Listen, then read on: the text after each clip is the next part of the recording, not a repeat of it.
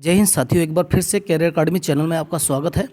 दोस्तों, अगर आप मेरे चैनल पर नए हैं तो आप चैनल को शेयर और सब्सक्राइब करना ना भूलें और लाइक और कमेंट जरूर करें।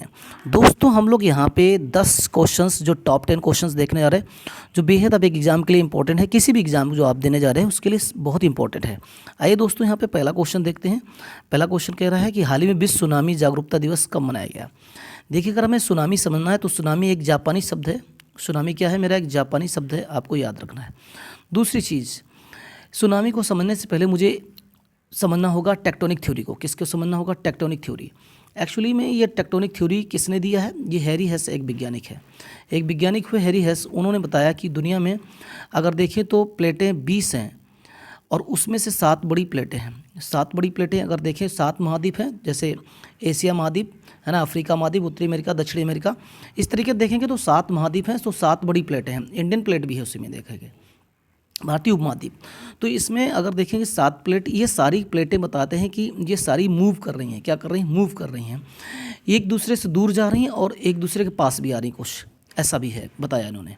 तो होता क्या है दरअसल में, ये प्लेटें जब होता क्या है कि जब बड़ी प्लेट छोटी प्लेट से टकराने वाली होती तो उस समय ऐसी घटनाएं देखने मिलती हैं।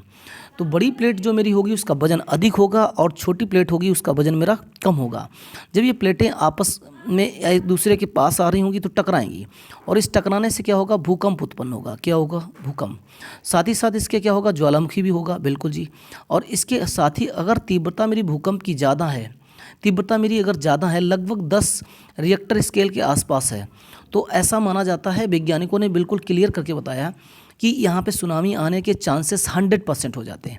अगर हम बात करें यहाँ पे, अगर सीन मुझे याद हो तो 26 दिसंबर हमारे इतिहास की एक डेट इंपॉर्टेंट है। पहली बार हम मनुष्य ने पहली बार देखा कि 2004 में क्या हुआ कि सुनामी की लहरें बहुत 40-40 फीट की ऊंची आईं और उन 40-40 फीट की जो है लहरें ने तबाही मचा दी थी। हम बात करें कि इंडोनेशिया जो देश है एशिया महाद्वीप है, तो इंडोनेशिया में यहाँ पे प्लेटें टकराईं और प्लेटें टकराने से क्या हुआ कि तीव्रता मेरी 9.3 रिएक्टर स्केल थी। कितनी रिएक्टर स्केल की थी? 9.3 रिएक्टर स्केल की। और इससे क्या हुआ कि पूरे एशिया में, यहाँ तक कि भारत में अगर देखें तो तमिलनाडु में तबाही मची थी और एशिया, ऐसे कई सारे देश इसके ग्रसित हुए थे। तो आप ये चीज़ समझ गए होंगे कि मेरा सुनामी कैसे आता है। तो यहाँ पे मेरा आंसर क्या हो सकता है? वो आंसर मेरा आप गैस करिए, 3 नवंबर या फिर 5 नवंबर या 4 नवंबर या 6 नवंबर। तो मेरा आंसर क्या होगा? 5 नवंबर आंसर होगा। दोस्तों, अगले क्वेश्चन की तरफ बढ़ते हैं। क्वेश्चन मेरा दूसरा क्या कह रहा है कि हाल ही में किस राज्य ने मुख्यमंत्री ई उपहार पोर्टल और सीएम डैशबोर्ड लॉन्च किया? तो बिहार या राजस्थान या हरियाणा या महाराष्ट्र। तो दोस्तों, इसमें मेरा आंसर क्या होगा? हरियाणा होगा। तो आपको याद रखना है, क्वेश्चन बहुत इंपॉर्टेंट है। अगले क्वेश्चन की तरफ बढ़ते हैं। क्वेश्चन नंबर मेरा तीसरे क्वेश्चन, हाल ही में मिस्र में COP27 में भारतीय प्रतिनिधि मंडल का नेतृत्व कौन करेगा? देखिए, यहाँ पे कोफ अगर बात करें तो यहाँ पे क्लाइमेट की बात हो रही है, जलवायु सम्मेलन की बात हो रही है, 27वां जलवायु सम्मेलन की बात चल रही है। तो उसके लिए यहाँ पे जो अगर देखें तो प्रतिनिधि मंडल का नेतृत्व कौन करेगा? नरेंद्र मोदी करेंगे या भूपेंद्र यादव करेंगे या राजनाथ सिंह करेंगे या इसमें से कोई नहीं।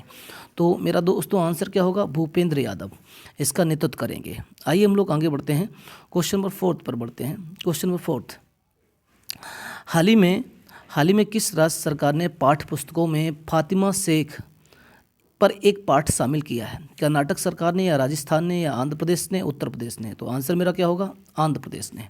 आपको याद रखना है। अगला क्वेश्चन, नेक्स्ट क्वेश्चन नंबर 5 मेरा क्या कह रहा है, चलिए देखते हैं। क्वेश्चन, हाल ही में किस प्रसिद्ध फुटबॉलर ने खेल से संन्यास लेने की घोषणा की है? तो ये एक फुटबॉलर हैं, कौन हो सकते हैं? मार्कोस अलोसो या जेरार्ड पिक या लियोनल मेसी या इनमें से कोई नहीं। तो यहाँ पे क्या है? Gerard Pique. ये बार्सिलोना के रहने वाले हैं, फुटबॉलर हैं। बार्सिलोना अगर देखेंगे, बार्सिलोना शहर अगर देखेंगे स्पेन में पड़ता है, स्पेन के उत्तर साइड में ये बार्सिलोना पड़ेगा। ठीक है ना, तो ये चीज़ ध्यान रखने के। अगला क्वेश्चन है, क्वेश्चन नंबर 6 मेरा क्या दिया रहा है, हाल ही में किस भारतीय कंपनी ने 24वें विश्व संचार पुरस्कारों में क्लाउड नेटिव अवार्ड जीता है? तो कौन हो सकता है? वीआई या जियो या एयरटेल या बीएसएनएल? तो मेरा आंसर क्या होगा? जियो। अगला क्वेश्चन, क्वेश्चन नंबर 7,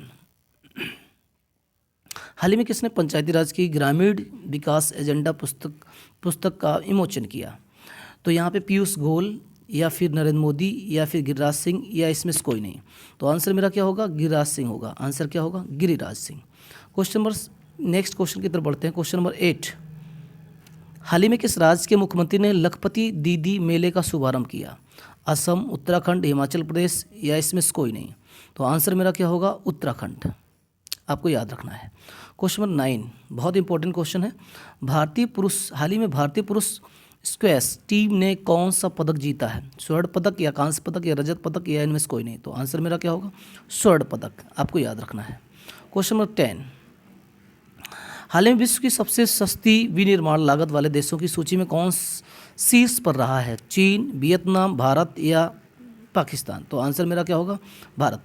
दोस्तों ये 10 क्वेश्चंस आपके लिए बेहद इंपॉर्टेंट है। फिर से लेके आएंगे हम। जय हिंद।